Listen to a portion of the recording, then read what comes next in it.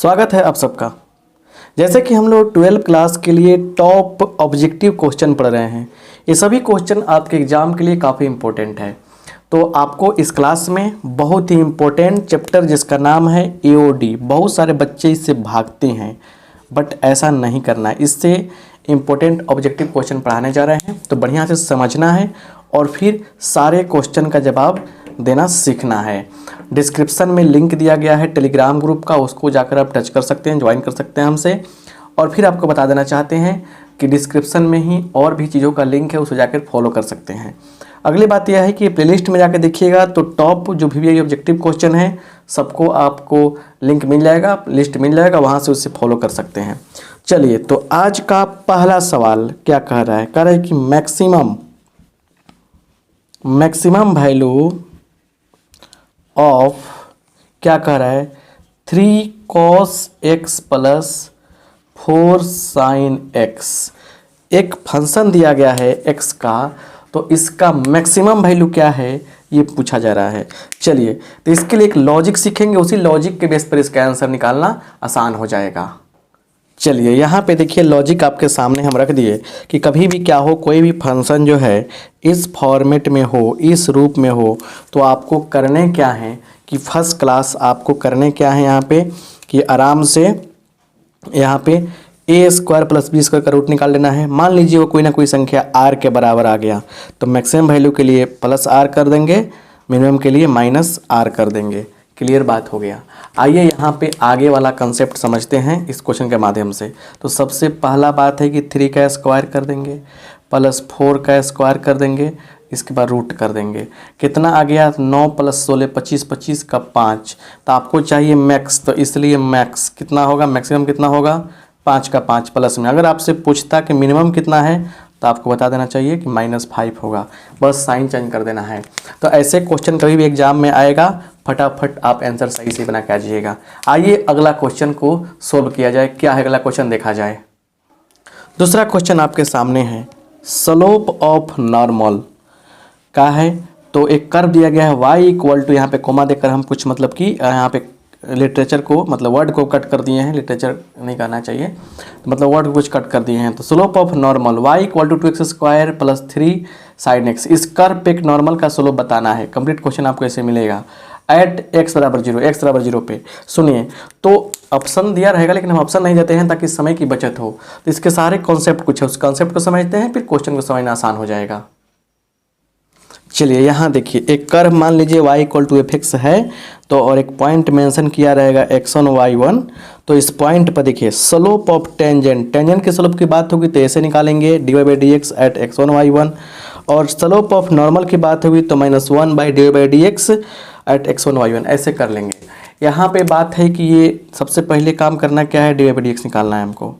तो क्या हो जाएगा बताइए, तो बोलिए 2 दूना 4, 4x प्लस 3 साइन कितना होगा, कॉस हो जाएगा। तो dy/dx निकालेंगे, dy/dx है ना, एट क्या, x = 0, x = 0 पर निकालेंगे हम लोग। तो क्या होगा, 4 × 0 प्लस 3 × cos 0। cos 0 का मान तो होता है 1, तो फाइनली क्या हुआ, 3 × 1 3 आएगा। तो इसलिए नॉर्मल के लिए क्या होगा स्लोप, बोलिए। तो क्या करेंगे, -1/, और जो आया है 3, यहाँ 3 लिख देंगे, यही ना है, -1/, इतना। तो वही क्या हो गया, आपका आंसर हो गया। तो देखिए एक क्वेश्चन तो बहाना रहता है बहुत क्वेश्चन बताने का। तो आइए अगले क्वेश्चन को देखा जाएगा। अगला क्वेश्चन क्या करा आपके लिए, स्क्रीनशॉट लीजिए और फिर आगे वेट कीजिए क्वेश्चन का, ठीक है। चलिए हम अगला क्वेश्चन लेते हैं, ठीक है। चलिए यहाँ पे आइए, fx = 3x प्लस 17। एक क्वेश्चन दिया गया, कह रहे कि ये जो है क्या इंक्रीजिंग फंक्शन है, किस पे, रियल नंबर पे। क्या डिक्रीजिंग फंक्शन है, स्ट्रिक्टली इंक्रीजिंग है, स्ट्रिक्टली डिक्रीजिंग है। तो ये सब वर्ड एक आपके लिए नया नया वर्ड मिल रहा होगा। चलिए उस बात को समझते हैं कि पहले इसका मतलब क्या होता है, फिर उसके बाद टिक मारना शुरू करेंगे सच्चाई क्या है। तो यहाँ पे एक टेबल देखिए, अगर इंक्रीजिंग फंक्शन होगा तो f' क्या होगा, 0 से बड़ा और बराबर दोनों होगा। अगर लग जाएगा word strictly increasing, strictly word लग जाएगा तो सिर्फ बड़ा होगा, डिक्रीजिंग होगा तो बड़ा या छोटा या बराबर होगा। अगर दोनों वर्ड लग जाएगा स्ट्रिक्टली, क्या चीज़, वर्ड अगर लग जाएगा इसमें, जैसे वर्ड लगेगा स्ट्रिक्टली तो क्या होगा, सिर्फ छोटा होगा। तो स्टिटी लगने पर क्या हो रहा है, सिर्फ छोटा होता है। चलिए, तो हमारे पास फंक्शन है, सबसे पहला काम है कि इसको एफ डैश एक्स निकालना। तो एफ डैश एक्स कितना होगा इसका, सिर्फ 3 होगा, 3 होगा। और 3 क्या 0 से बड़ा है, तो सिर्फ बड़ा है, बराबर का चिन्ह नहीं है, तो इसलिए क्या करेंगे हम लोग, स्ट्रिक्टली इंक्रीजिंग पर क्या करेंगे हम लोग, टिक कर देंगे। ये आपका आंसर सही हो जाएगा। क्लियर। तो ऐसे हम लोग सोचते हैं इंक्रीजिंग डिक्रीजिंग के बारे में। एक क्वेश्चन इतना कॉन्सेप्ट, ठीक है ना। आगे बढ़ते हैं, अगले क्वेश्चन को सोल्व करने का प्रयास किया जाए। चलिए यहाँ देखिए, ऐसे क्वेश्चन बहुत बड़े दिखते हैं, जैसे the rate of change of the area of a circle, मतलब किसी सर्किल के एरिया में चेंजिंग का दर क्या है विद रिस्पेक्ट टू क्या रेडियस, मतलब रेडियस के रिस्पेक्ट में। आर का मान 6 cm है। देखिए क्वेश्चन बड़ा है, मतलब ऐसा नहीं कि हार्ड है, आसान रहता है। ये देखिए, तो सबसे पहले देखिए किसकी बात कर रहा है, एरिया की बात करते हैं। एरिया का मान लिखेंगे पाई आर स्क्वायर, इसलिए डी ए बटा किसके रिस्पेक्ट में कर रहा है, विद रिस्पेक्ट टू आर, मतलब रेडियस, रेडियस मतलब आर। ये पाई बाहर हो जाएगा, D R by D are square by D are. चलिए पाई इंटू 2 आर हो जाएगा, मतलब क्या हो गया, 2 पाई आर, ये हो गया। Therefore dA by D R at R equal to 6, तो क्या होगा 2 पाई इंटू 6, 6 दूना 12 पाई cm। देखिए अब यहाँ देखिए यूनिट कैसे लिखते हैं, cm पर, और नीचे भी क्या है cm है, तो cm पर cm लिखते हैं, कटाते नहीं है, cm पर cm हो जाएगा। तो ऐसे क्वेश्चन भी आते हैं, देखने में भारी लगेंगे, बड़ा लगेंगे, लेकिन आसान रहते हैं, ठीक है ना। चलिए अगला क्वेश्चन क्या है उसको देखा जाए। यहाँ पे देखिए 5वां 6ठा 7वां एक साथ। 5वां क्वेश्चन कह रहा है कि पूछा हुआ क्वेश्चन सब बता रहे हैं कि dy बाई डी एक्स बराबर 0 है, तो तब क्या होगा, then tangent is parallel to X axis. यही क्या होगा, आंसर होगा। बाकी ऑप्शन जो रहेगा वो सब क्या होगा, गलती होगा। जब टेंजेंट क्या होता है, एक्स एक्सिस के पैरेलल होता है, तो dy बाई डी एक्स बराबर क्या होता है, 0 होता है, राइट। अब सुनिए, अगर dx बाई डी वाई बराबर 0 हो, then normal is parallel to, देखिए dx बाई डी वाई ये उल्टा है, तो normal is parallel to X axis.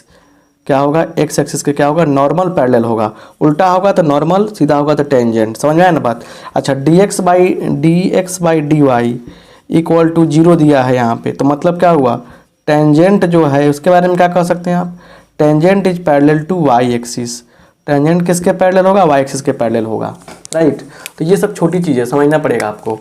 यहाँ देखिए द एब्सोलूट मैक्सिमम ऑफ इतना दिया है, इसका मैक्सिमम वैल्यू बता रहा है, एब्सोलूट मैक्सिमम। तो करना कुछ नहीं आपको, बस फर्स्ट क्लास इसमें इसका लिखना है D Y by D X, निकाल लीजिए। तो कितना होगा, 2x माइनस 3, ये हो जाएगा, 2x माइनस 3 हो जाएगा। अब इसको करते हैं 0 के बराबर, क्या करते हैं, इसको 0 के बराबर करते हैं। तो देखिए यहाँ पे 0 के बराबर करेंगे तो 2x माइनस 3 बराबर 0, तो x बराबर क्या होगा, 3/2 होगा। और ये भी क्या है, इसके बीच में है कि नहीं है, है ना। तो देखिए, तो हमारे पास x का मान ये हो गया, फिर x का मान क्या है, 0 है, फिर x का मान क्या है हमारे पास, x का मान एगो 2 है। इस सब पॉइंट को इसमें रखेंगे। चलिए, तो y का मान क्या आएगा, 0 पर 0 रखेंगे तो क्या आएगा, सिर्फ 2 आएगा। y का मान देखिए, अब रखिए थोड़ा सा यहाँ पे, y का मान रखिए 2, तो 2 रखने पर 4, 4 माइनस 3 दूना 6 प्लस 2, तो 0 हो गया। और y बराबर अब रखिए 3/2, 3/2 रखने पर क्या आएगा, 9/2 माइनस 9/2, ये भी तो हो जाएगा उतना ही ना। अच्छा, 9/4 हो जाएगा, सॉरी 4 न हो जाएगा, स्क्वायर है तो। अच्छा, 9/2 और प्लस 2 सोल्व करेंगे तो आ जाएगा, देखिए कितना, एलसीएम 4 होगा, तो 9 माइनस 18 प्लस 4 दूना 8, 9 1/17 माइनस 1/4 आएगा, कितना आएगा, माइनस 1/4। तो सबसे बड़ा वैल्यू क्या है, सबसे बड़ा वैल्यू है यहाँ पे y बराबर 2। यही क्या हो गया हमारा, यही हमारा आंसर हो गया। तो यही इस तरह से हम लोग सारे काम सॉल्व कर सकते हैं। 7 क्वेश्चन क्लियर हुए फटाफट, कम समय में अधिक चीज़ चाह रहे हैं बताने के लिए। लाइक करते चलिए, दोस्तों में शेयर भी करना आपका फर्ज बनता है। आइए हम लोग अगला क्वेश्चन देखा जाए। 8वां क्वेश्चन, बहुत ही प्यारा शानदार क्वेश्चन 8वां। देखिए क्या है, क्वेश्चन कह रहा है कि द एंगल, कौन की बात करें, made by the tangent at 0 0 to the curve y equal to X square. एक कर्व दिया है तो 0 0 पर एक टेंजेंट द्वारा बनाए गए एंगल का मान बताइए क्या मिल रहा है, बताइए। देखिए तो सबसे पहला काम क्या है कि आपको निकालना है dy/dx। क्या होगा, इसका मान हो जाएगा कितना, तो इसका मान हो जाएगा 2x। चलिए देयरफॉर dy/dx एट 0 0, x का मान रख दीजिए इसमें 0, तो 2 इंटू 0 मतलब 0। अब बात सुनिए बढ़िया से, यहाँ पे काम हो रहा है, इसको क्या बोलते हैं, इसको हम tan थीटा के बराबर लेते हैं। स्लोप क्या होता है, tan थीटा के द्वारा लिखा जाता है, तो 0। tan 0 के मान 0, तो इसलिए थीटा बराबर 0 डिग्री। 0 डिग्री क्या होगा, हमारा आंसर हो जाएगा। तो एप्लीकेशन ऑफ डेरिवेटिव में क्या होता है, क्वेश्चन सोल्व करने पड़ते हैं, सिर्फ टिक मार्क करने वाला काम नहीं होता है। तो बात समझेंगे काम आसान होगा, नहीं समझेंगे काम गड़बड़ हो जाएगा, राइट। तो इस तरह से ऐसे भी क्वेश्चन आपके पास आएगा तो कोई दिक्कत नहीं होना चाहिए। चलिए 9 नंबर क्वेश्चन देखते हैं क्या है।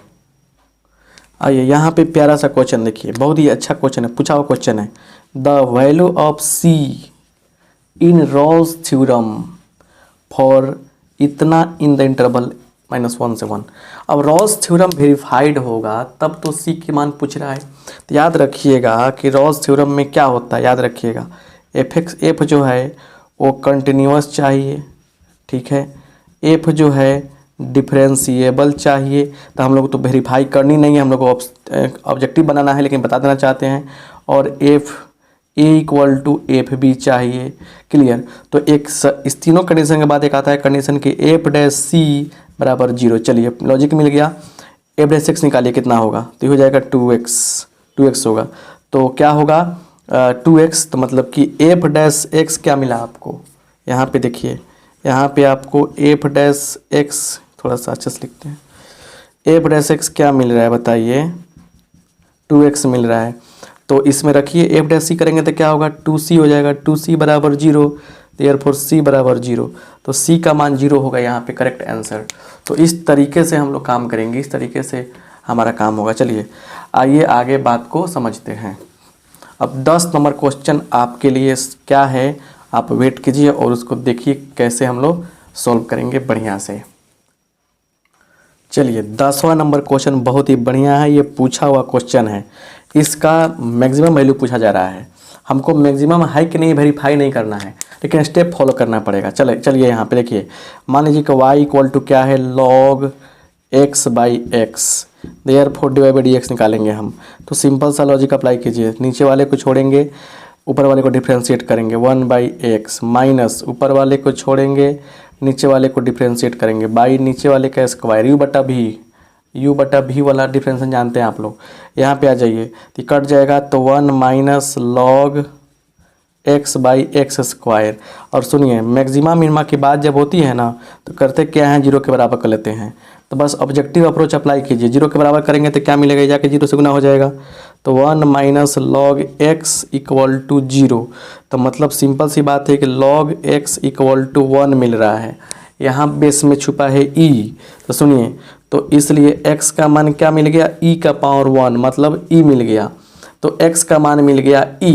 अब सुनिए यहाँ पे, अब हमको फिर डबल डिफरेंशियल निकालने की आवश्यकता नहीं है, क्योंकि ऑलरेडी मैक्सिमा पूछ रहा है। तो e रखिए इसमें जाके, देयरफॉर यहाँ पे क्या रखेंगे, यहाँ पे y बराबर, तो log e बट्टा e, तो log e का मान 1 बटा e, तो y का मान क्या होगा, e होगा, यही मैक्स। क्योंकि हमको वेरीफाई नहीं करना है, हमको वेरीफाई नहीं करना है कि कौन मैक्सिमम होगा कि मिनिमम होगा, हमको सिर्फ डायरेक्ट मान निकाल देना है। तो बड़े प्यार से ये सब क्वेश्चन हम लोग सोल्व कर लिए। तो कैसा लगा ये क्लास आपको, जल्दी से फटाफट कमेंट बॉक्स में कमेंट करके आंसर बताइए कि ये बात कैसा लगा, कंसेप्ट कैसा लगा। और सुनिए, जाकर इस वीडियो को दोस्तों में शेयर कर दीजिए, प्लेलिस्ट में जाकर देखिएगा, बहुत सारा चीज़ मिलेगा आपको। और डिस्क्रिप्शन में बहुत सारा लिंक दिया गया है, वहाँ से जाकर आप हमें फॉलो कर सकते हैं। तो आप सबका बहुत